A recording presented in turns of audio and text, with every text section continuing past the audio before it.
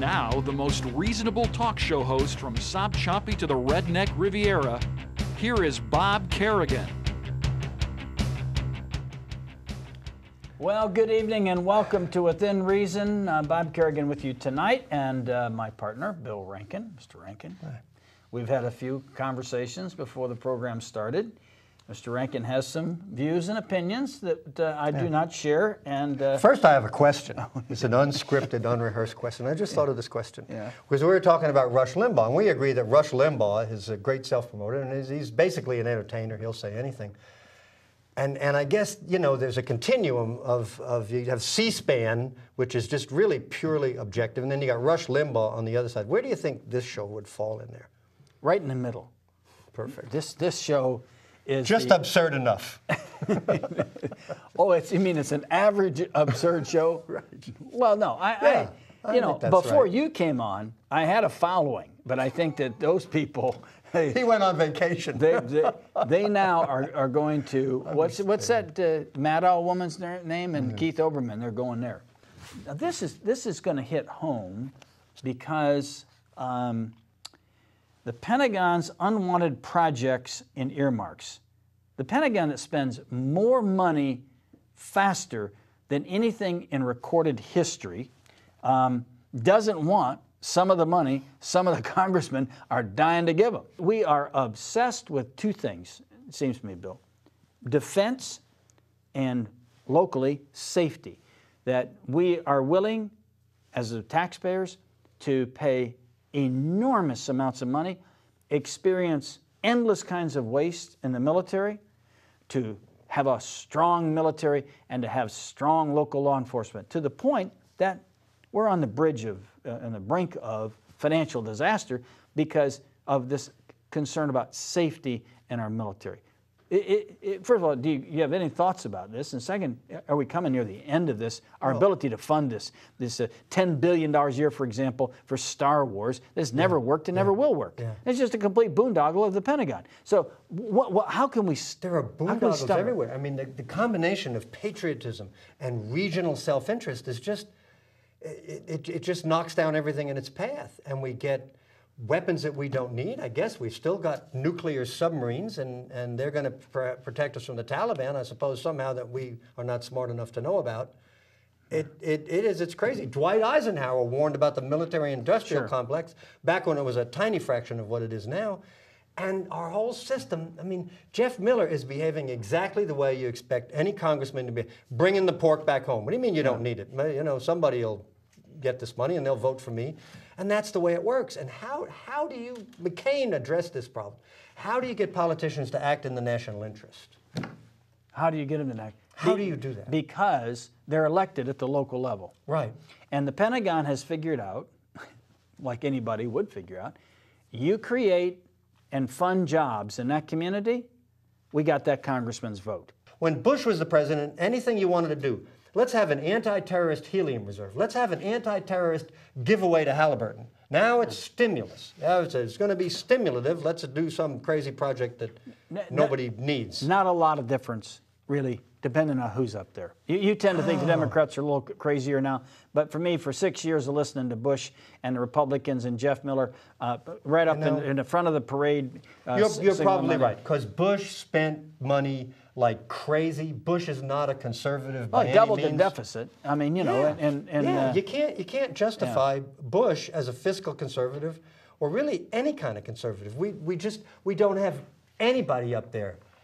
Where is it going to end? Because I see no hope of it ending with the kind of a people that we elect. Maybe this is the end of the noble experiment. I mean, the knock on the founding fathers really didn't want to be called Democrats, because the prevailing idea was that once the rabble, meaning us ordinary people, not born into privilege or titles or anything, got in control of things, they just spend all the money and bankrupt the country. And maybe that's what's going to happen now. Everybody's going to vote themselves. It isn't just the rabble. It isn't the rabble. It's all the corporate interest. I said this to somebody not too long ago, and then this person made a good response, but I said, you know, if you're a fiscal conservative, you shouldn't be giving government contracts and accepting any government money. And then his comment was that, well, you would want to, you know, you want a contract to build a road or to build infrastructure. There's some legitimate things. But my point is, no one just No one ever stands up and says, okay, that's enough. I'm not taking any more government contracts. I'm not going to do it. I'm going to rely on the private sector. And no one says, wait just a second. This is out of control. We are spending ourselves into bankruptcy, but it doesn't appear that anybody can stop it. We've met the enemy, and it's us. The dateline is London from the McClatchy newspapers. A UN expert is accusing the United States and some of its allies of breaching international law for the so-called extraordinary renditions and subsequent alleged torture of terrorism suspects during the Bush administration's global war on terrorism, launching a probe into the detention of suspects. In fairness, this started under Clinton, okay? I mean, the rendition concept started under Bill Clinton. Martin Shenanen, a UN Special Rapporteur and expert in international law, issued his annual report to the UN Human Rights Council on Tuesday. While it identifies the U.S. role in masterminding a, quote, comprehensive system, unquote, of rendition and detention of suspects, as well as creating, quote, an international web, unquote, of intelligence sharing, his report notes that it was possible only through collaboration with many other countries. You have any thoughts about this whole rendition thing? Yeah, I think the idea that we have these inalienable rights, but not for others, is just unsustainable. It's just an illogical thing. You know, we hold these truths to be that all men are endowed by their Creator with certain inalienable rights: life, liberty, and the pursuit of happiness. You can't take their life. People are accused of stuff. I mean, it's terrible. It is beneath us as a nation, and it'll have consequences. Obama and Biden are right about on that this. issue. They're civil libertarians. They're right. We shouldn't treat people below international standards for lots of reasons, and there are very credible people who say it doesn't work. Dick Cheney says it does work. Yeah. What are the consequences of torture to the torturers? And what other bad stuff do you have to engage in?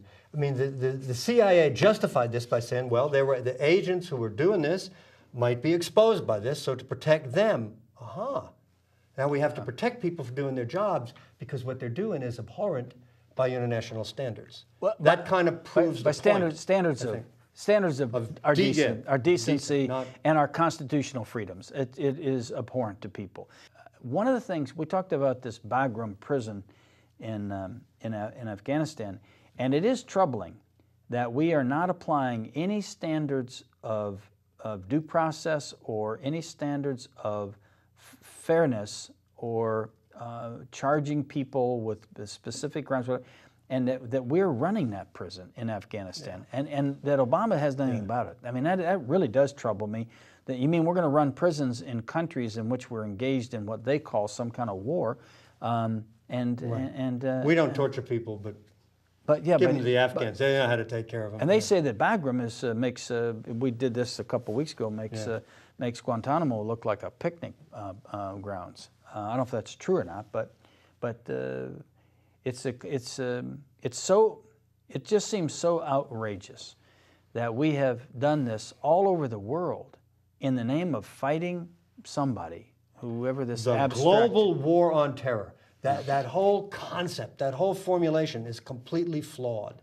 You know, we're gonna trample over everything and everybody. We're gonna put on security theater and make 80-year-old women take off their shoes to make you safe. It's a bad idea. It's an overreaction. All right, we are just about ready to wrap it up. Bill Rankin and Bob Kerrigan with you. This program is live, as you know, if you're watching, Wednesday night at 7. It's rebroadcast Monday night at 10 and Friday night at 10. And we are here every week. You can email us, the number's been on the screen, or call us and leave us a voicemail message. And thank you all for watching very much tonight, and we'll see you next Wednesday at 7 o'clock. Good night.